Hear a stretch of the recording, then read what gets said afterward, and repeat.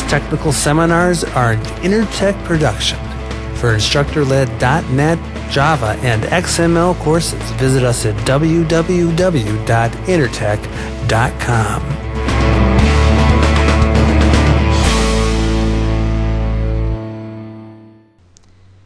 Hello and welcome to Intertech's Oxygen Blast series. My name is Jason Shapiro and I'm going to be talking to you today about globalizing your Java application. So before we jump into the subject matter, just to tell you a little bit about myself. As I mentioned, my name is Jason Shapiro. I have around 15 years of professional software development and architecture experience, mainly working in these latter years with business intelligence software and portal applications. Hold a Master of Science in Software Engineering and a couple of certifications, including Certified Java Programmer and Web Component Developer. If you have any interest in following some of the projects that I'm working on and technologies that I'm interested in, you can subscribe to my blog by going to decoupledmusings.blogspot.com. So for the topic today, we're going to be talking about Java and how you're able to globalize your software. So to start with, we'll speak about the definitions and terms. What does it mean to say globalizing your software? What is internationalization and how does that differ from localization? Once we have some of the terms down, we'll talk about the different stages that you'll go through in your project, starting with internationalization, which is really where the bulk of your work is going to take place, followed by localization and testing. So as we look at internationalization, I'll define things such as what is a locale, what type of content should you be internationalizing, what are resource bundles and how do they assist in the internationalization process. We'll talk about sorting and searching briefly, and through that we'll use collators. And some GUI considerations. What do you have to think about when you're laying out your screen in terms of how it may look differently when other languages are used in your application? Speak a little bit about character encoding and some third-party tools that are available. Then we'll move on to localization. We'll talk about some things that you can do to better prepare yourself when submitting resource bundles to translation companies.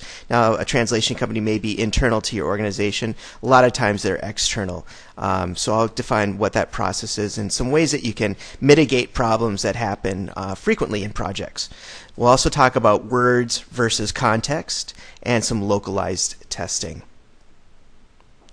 If you want to get a copy of the slides that I have for this presentation, you can do so by going to www.intertech.com/downloads/o2-i18n.pptx. So let's begin with some definition of terms, starting with globalization. It's in the name of the presentation. What exactly does that mean? Well, globalization, in the context of software, denotes that an application has been both internationalized and localized. All right, well, it kind of moves us in the right direction. What does it mean to be internationalized and what does it mean to be localized?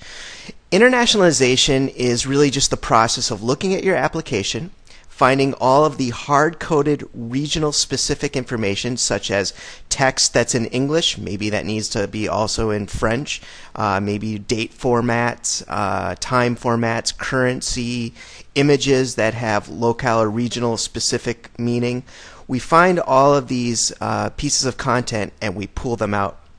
We pull them out of our application and then we delegate. We start to use other APIs and libraries that will look up the content we need to have in our application, typically at runtime, and we'll make a decision based on a locale object that we pass in. Now we'll talk about locales in just a little bit, but the main important concept here is that we're really just pulling out all of this hard-coded regional specific information, pulling it out of the application and then using other libraries to look up the right locale specific regional information at the time the application is running.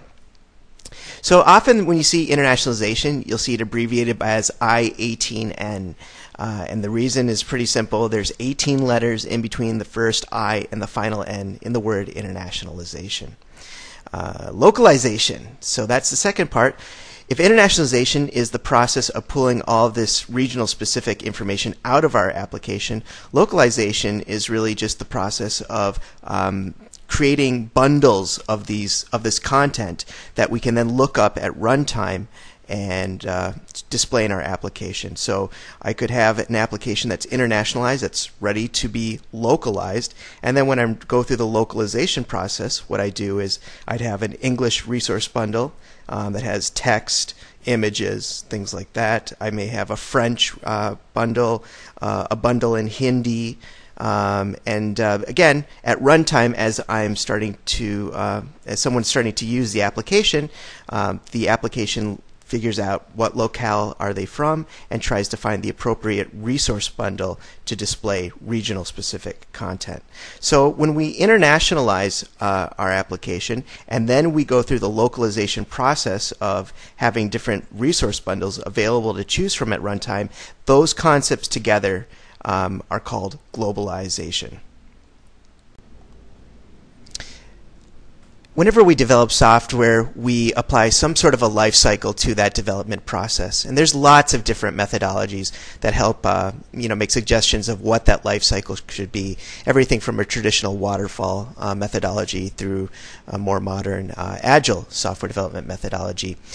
Whatever you choose, when you're doing a project that's going to require globalization, you're going to want to incorporate 3 different stages into that life cycle. Now, their actual placement is up to you and with whatever methodology you're using, but these 3 need to occur during your development. So the first is internationalization. The bulk of this particular presentation is going to be talking about what it means to go through this stage, but right now we're just talking about the placement. And really, my suggestion is your internationalization should happen as the same time as your development, the same time that you're coding. Internationalization should not be an afterthought, something you do to the application after it's all been completed. Unfortunately, sometimes that's not always possible. Sometimes we've created an application and the requirement comes that we have to support different regions late in the game. So sometimes that can't be avoided.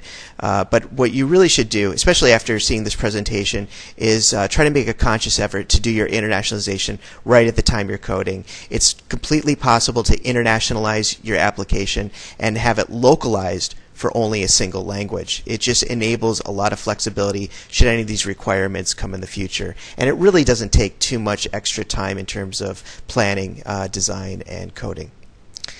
Second thing you're going to do is there's going to be some sort of a handoff stage, whether it's internal to your company or external, some service that you use, some third-party service. You're going to want to work with someone who can do the translations. So they're going to want to translate the text. They're going to want to maybe come up with regional specific images. And what you're going to do is you're going to need to create some sort of documentation for these translation services.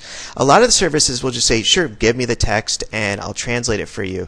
I'm going to talk about some other things that you may want to give them that will help them and ensure that the translations that come back are the best possible translations. For more free learning resources and to see the latest lineup of our instructor-led .NET, Java, and XML courses, visit us at www.intertech.com.